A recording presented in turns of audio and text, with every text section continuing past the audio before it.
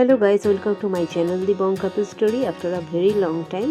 আর আজকের ব্লগটা যেটা দিয়েছি সেটা হলো আমাদের বছরের শেষে, মানে 31st নাইটে আমরা বেরিয়ে গিয়েছিলাম শিটং টু দার্জিলিং। এটা আমাদের একটা ট্যুরের প্যাকেজ ছিল এটার উদ্দেশ্যে।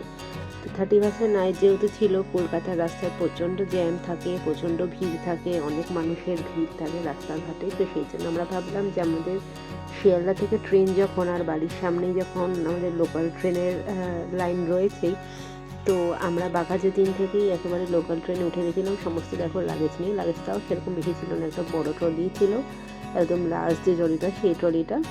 আর সেই ট্রলিটা আর মানে বাড়ি আস্তে আস্তে অনেকটাই ক্ষতবিক্ষত হয়ে গেছে, সেটার গল্প নাই বললাম। আর ওই বড় ট্রলিটা ছিল, আমার একটা সাইড ব্যাগ ছিল, আর একটা স্লিং ব্যাগই ছিল, আর একটা জুতোর ব্যাগ ছিল। তো এই সামান্যই লাগেজ ছিল আমাদের, খুব একটা ভারী কিছু না। তো এইগুলো নিয়ে আমরা লোকাল ট্রেনে উঠে গেছিলাম। আর শিয়ালদার লোকাল থেকে যেটা নেমে নর্থের মানে উত্তরবঙ্গের ট্রেনগুলো সামনেই থাকে। তো প্ল্যাটফর্ম তখনও জানতাম না যে কোন প্ল্যাটফর্মে নেবে, কনফার্ম ছিলাম না। প্ল্যাটফর্মটা তো কিছুক্ষণ আগেই দেয়। তো আমরা গিয়ে স্টেশনে ওয়েট করছিলাম, আর দাদারাও তখন এসে পৌঁছানি। দাদা বৌদি দুটো ছানার আসার কথা ছিল, আর ওইদিকে দিদি জামাইবাবু আর ওদের ছানাটার আসার কথা ছিল। তো আমরা এখানে বসেই ছিলাম শিয়ালদা স্টেশনে। তো ইনি ভদ্রলোক, উনি আর্ট কলেজের মানে ফ্রিল্যান্সিং আর কি শেখান। তো উনি বলছিল যে আমার একটা স্কেচ করবে। তো আমি ওখানে অনেকক্ষণ বসেছিলাম। তনয় জল আনতে গিয়েছিল আর টুকটাক কিছু খাবার আনতে গেছিলো, তারপরে এসে তনয় ভিডিওটা করেছে। আর উনি অনেক স্কেচটা করেছে, যতটা আর কি আনতে পেরেছে আর কি। আমি এখানে একরকমভাবে বসেছিলাম। আমি ফার্স্টে এসে ভেবেছিলাম যে স্টেশনের এই দিক ওদিকে কয়েকটি জিনিস কেনার আছে, সেগুলো কিনবো। কিন্তু উনি যেহেতু আমার কাছ থেকে এই সময়টা চেয়ে নিয়েছিলেন, সেই জন্য আর যেতেও পারিনি। আর তারপরে দেখো যে এই ড্রয়িংটি উনি আমাকে বানিয়ে দিয়েছিলেন, মোটামুটি ভালোই লাগছিলো, কিছুটা ম্যাচ হচ্ছিলো। তো আমি বললো যে তোমার মুখের সাথে 70% ম্যাচ হয়নি। তো বললাম যাই হোক, ঠিক আছে, একজন চেষ্টা করেছে, তো কোনো অসুবিধা নেই। আর দেখো তারপরে দাদা দুই জায়গায় এসেছিলো, আর এই ছোটোটাকে দেখো, ও ট্রলি আগে নিয়ে যাবে। প্ল্যাটফর্ম কি না কি জানে না, কোন ট্রেন জানে না, ও বাবার পেছনে, বাবা আর দাদার পেছনে, বাবা দাদা যেভাবে যাচ্ছে সেইভাবে ও ট্রলিটা নিয়ে ওখানেই ছুটছে। আমরা সবাই না করছিলাম, কিন্তু আমরা পেছনেই ছিলাম, সবাই টেনশনেই ছিল ওকে নিয়ে। তো যাই হোক, তারপর তো ট্রেনে উঠে গেছিলাম। আর ট্রেন যেহেতু রাত্রি 11:30 ছিল, মানে 11:20 ছিল। তো ট্রেনে উঠে আমি আর কোনো দিকে যাইনি, আমার আপারে সিট ছিল, আর আমার শরীরটা অতটা ভালো ছিল না। তো ট্রেনে উঠেই আমি শুয়ে পড়েছিলাম। আর শুয়ে মানে সব কিছু করে, মানে ওয়াশরুম গিয়ে মুখ ওয়াশ করে, ফেস ওয়াশ করে, সব কিছু করে শুতে আমার 12:10-15 এরকম হয়েছে। আর তারপরে আমি পরের দিন উঠেছি আর কি। আমাদের নামানোর টাইম ছিল 9:15, সেটা দেরি হয়েছে আধ ঘন্টা।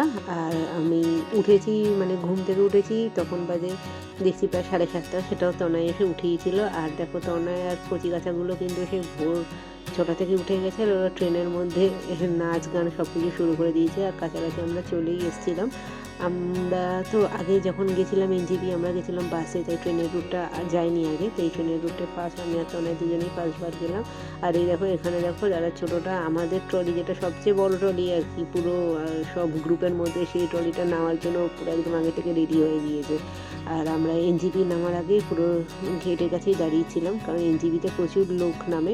আর অনেকক্ষণ টাইমটা হল্টও করে, প্রায় 10 মিনিট হল্ট ছিল, তো খুব একটা অসুবিধা হয়নি। আর আমরা ভালোভাবেই নেমে গেছি। আর এখানে র্যাম্পটা দিয়ে নেমেছি যেহেতু, সেই জন্য খুব একটা অসুবিধা হয়নি। তো আমাদের গাড়ি ফার্স্ট থেকেই বলা হচ্ছিলো এনজিপি টু এনজিপি পুরো প্যাকেজ করাই ছিল। তো সেই জন্য আমরা উঠে মানে নেমে আর কি পার্কিংয়ে গিয়ে গাড়িও পেয়ে গেছিলাম, গাড়ি চলেও এসেছিলো। গাড়ি আমাদের পৌঁছানোর আধ ঘন্টা আগে থেকেই পৌঁছে গিয়েছিল। তো আমরা সব গাড়িতে উঠেই গিয়েছিলাম। আর এনজিপি থেকে বেরোতে যতটা টাইম লাগে, কারণ এই জায়গাটা ভীষণ যানজটবহুল এরিয়া, আর যেহেতু বছরের প্রথম দিন ছিল আর কি, তো সেই জন্য অনেকটা জ্যামও ছিল। তো আমরা উঠে গেছিলাম। আর তনয় এখানে দেখো গিম্বেলটা সেট করছে বলে ও বুঝতে পারছে না কী রেকর্ড হচ্ছে না হচ্ছে, তো পুরো সেট করে নিচ্ছিল যে পুরো ট্যুরটাতেই যেহেতু লাগবে। আর এখানে আমরা নেমে গাড়িতে ওয়েট করছিলাম, একটু আমাদের ড্রাইভার দাদা একটু কাজে গিয়েছিল। আর এখানে তো অনেক গিম্বেল সেট করে নিয়েছে আমাদের জামাইবাবু, আমাদের সাথে আমরা সব পেছনে বসেছিলাম।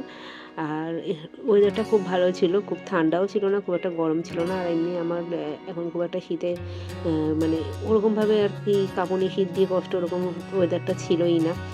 তো খুব প্লিজেন্ট একটা ওয়েদার ছিল, তো খুব ভালো লাগছিলো। আর এইটা ওঠার সময় দেখো, আর মোটামুটি অনেকটা উঠেই গিয়েছিলাম আমি, কিছুটা সময় একটু পাওয়ার ন্যাপ নিয়েছিলাম, সেজন্য জানি না তো অনেক ভিডিও করেছে।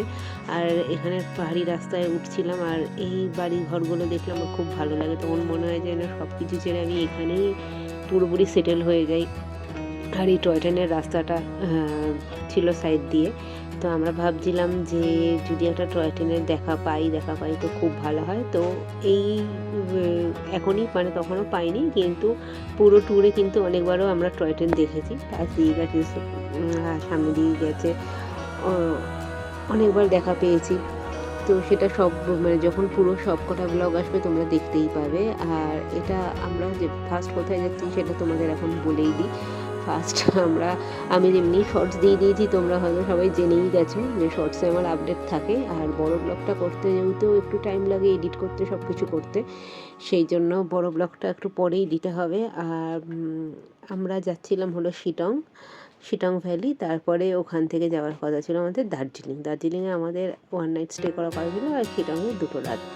আর এটা দেখো অনেকটাই কিন্তু মানে নিচ থেকে অনেকটাই উপরে উঠে গেছি, সাইড দিয়ে যাচ্ছিলো গাড়িটা, আর তখন ওই জন্য ভিডিও করেছিল পুরোটাই। আর মাঝখানে একটু গাড়ি থামেওছে, বাচ্চাদের একটু শরীরটা খারাপ লাগছিলো, তো আর বাদ বাকি সবারই একটু রেস্ট করার ব্যাপার ছিল, তো সেই জন্য একটু রেস্ট করেই একটু খাওয়া দাওয়া করে সব কিছু করেই গাড়ি আবার চলেছে। তো আমাদের ফার্স্টে আমাদের একটা হোমস্টে বুক করা হয়েছিল, কিন্তু হোমস্টেটাই আমাদের ফার্স্টে যাওয়ার কথা ছিল না। আমাদের ফার্স্টে যাওয়ার কথা ছিল, আমাদের দুটো লোকেশান ছিল, সেই লোকেশান দুটোতে যাওয়ার কথা ছিল। তো সেই দুটোতে আমরা গেছিলাম, তার মধ্যে একটা লোকেশানেই আমরা যেতে পেরেছি, সেটা হলো ডাউহিলে। ওটা খুব বলে যে ওটা হন্টেড প্লেস, তো জানি না, ফার্স্ট টাইম যাবো বলেই তো বেরিয়েছিলাম, আর হন্টেড প্লেস বলেও জানতাম না। তো দিদি জামাইবাবু ওদের যেহেতু অনেকবার ঘোরা, দাদা বৌদিরও অনেকবার ঘোরা, মানে শিটংয়ে আসেনি কিন্তু ওদের নর্থ বেঙ্গল অনেকবার ঘোরা, আর আমাদের নর্থ বেঙ্গল সম্বন্ধে অতটা অভিজ্ঞতা নেই। তো দিদি জামাইবাবুই বললো যে ওটা হন্টেড প্লেস, আর পরে আমাদের ড্রাইভার দাদাও বললো যে হ্যাঁ ওটা হন্টেড প্লেস, এই জন্য ওটা একটু তাড়াতাড়ি যেতে হয়, তাড়াতাড়ি আর কি যেতে বলে, আর না হলে 5টার পর মানে যখন অন্ধকার নেমে আসে আর তখন ওইখানটা মানে কি যেতে অ্যালাউ করা হয় না। সত্যি মানে যাওয়ার পর বুঝেছি যে মানে অনুভূতিটা আলাদা রকম, সেটা যখন যাব মানে ওই জায়গাটা অবধি ভিডিওটা আসবে তখন তোমাদের বলবো একটা অভিজ্ঞতা। আর পাহাড়ি রাস্তা, এই রাস্তাগুলো মানে এই বাঁকগুলো খুব ভালো লাগে। যখন এই গাড়িটা টান করে উঠতে থাকে তখন মনে হয় যে শহরের যানজট কোলাহল থেকে একটা সুন্দর শান্ত মনোরম পরিবেশে চলে এসেছি, মানে কিছুটা সময়ের জন্য শান্তি। এখানে তো আজীবন থেকে যাওয়া যাবে না, মানে সেই কপালও নেই, কী করবো, সেই রকম ভাগ্য সবার হয় না। যদি এরকমভাবে থেকে যেতে পারতাম মানে বাকি জীবনটা, সেটা মানে খুবই ভালো হতো। তো যাই হোক, এই টয় ট্রেনের রাস্তা ধরেই আমরা যাচ্ছিলাম। আর এখানে তনয় এই পাইন ফরেস্ট এই সবগুলো সবই গিম্বেলে শ্যুট করেছে, আর সেই জন্যই মানে গিম্বেলটা সেট করে নিয়েছিল। তো যাওয়ার রাস্তাটা তো অনেকটাই উঁচু, আর শিটংয়ের থেকেও উঁচু হলো দার্জিলিং, মানে এইখান যা ওয়েদার, এই সময় যে ওয়েদারটা ছিল, যে এইরকম টেম্পারেচারটা ছিল, শিটংয়ে গিয়ে সেটা আরেকটু কমেছে, আর একদম দার্জিলিংয়ে যখন পৌঁছেছি সেটা একেবারেই কমে গেছে। পুরো ব্লগই দেবো তোমাদেরকে। তো যাই হোক, এখন আমরা অনেকটা সময় পেরিয়ে এসেছিলাম, আর ততক্ষণ আর গাড়িতে বসতে ভালো লাগছিল না, কিন্তু নিচ থেকে উপরে উঠতে তো অনেকটাই টাইম লাগে, অনেকটা কষ্টও হয়। তো বাচ্চারাও একটু অস্থির হয়ে যাচ্ছিলো যে কখন আসবে, আমাদের বড়দেরও আর ভালো লাগছিল না। তো অবশেষে অনেকটা সময় পের করে আমরা পৌঁছেই গিয়েছিলাম। এখানে আমরা কিছু সময়ের জন্য দাঁড়িয়েছিলাম, কারণ দাদার ছেলেদের একটু শরীরটা খারাপ হয়েছিল, তাই জন্য গাড়িটা একটু দাঁড়াতে বলা হচ্ছিলো। কিন্তু পাহাড়ি রাস্তা, একদম সরু সংকীর্ণ রাস্তা, বেশিক্ষণ গাড়ি দাঁড়ানোও যায় না, তো একদম সাইড করে যতটা টাইম দাঁড়ানো গেছে তার মধ্যেই আবার ফ্রেশ হয়ে উঠেছি। আর এটা যখন উঠেছি আর কি, অনেকটা উঁচুতেই উঠে গেছিলাম। এই যে বজরংবলীর মূর্তিটা দেখছি, বড় মূর্তিটা, এই মূর্তিটা থেকে এই উপরের রাস্তাটাই, এটাই ডাউহিলে যাওয়ার রাস্তা। আর এইখানে এত ঝকঝকে রোদ ছিল, এরকম মানে এত পরিবেশটা সুন্দর ছিল, ওয়েদারটা এত ভালো ছিল, কিন্তু যেই ডাউহিলের রাস্তাটায় উঠলাম মনে যেন হলো যে পুরো অন্য দুনিয়ায় চলে এসেছি, মানে পুরো রিভার্স ওয়ার্ল্ডে চলে এসেছি। তখন কোথাও রোদের দেখা নেই, পুরোটাই মেঘলা, পুরোটাই ঘন কুয়াশায় পুরো ঢাকা একটা জায়গা।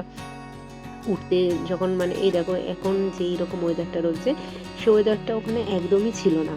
বজরংবলীর মূর্তির এখানে সামনে অনেকেই ছবি তুলছিল, কিন্তু আমরা আর গাড়ি থেকে নামিনি। রাস্তাটা খুবই সরু, প্যাসেজ নেই একেবারে বলতে পারো, আপ ডাউনের রাস্তা একেবারেই নেই। আর আমাদের গাড়ি এখানে অনেকক্ষণ আটকেও গিয়েছিল, কারণ ওই পাশ থেকে গাড়ি আসার পর আমাদের গাড়ি আর বেরোতে পারছিল না।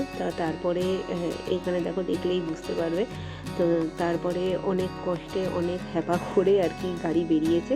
আর এইটা আমরা যেটা উঠছি সেটা ডাউহিলের রাস্তাটাই উঠছি। এইখানে এত সুন্দর রোদ দেখছো, মানে এইটা অ্যাকচুয়াল শিলংয়ের ওয়েদার। কিন্তু যেইমাত্র ডাউহিলে পৌঁছেছি একেবারে মনে হচ্ছে যেন কালো মেঘ, ঘন কুয়াশা, রোদের বিন্দু মাত্র দেখা নেই। আমি জানি না, ওখানে একটা ফেমাস স্কুল আছে ডাউহিল স্কুল, অনেক শুটিংও হয় সিনেমার। তো সেইখানে আমি জানি না যে কীভাবে লোকজন থাকে। আর এই দেখো, আমরা ডাউহিলের ওপরটায় চলে এসেছি। এইখানে পুরো অন্ধকার, একদম ঘন কুয়াশা, এখানে রোদের একটুমাত্র দেখা নেই। আমরা ঢুকে গেছিলাম ডাউহিল স্কুলে। আর ডাউহিল স্কুলটা এই স্কুলটা, আর আমাদের গাড়ি পার্ক করা ছিল।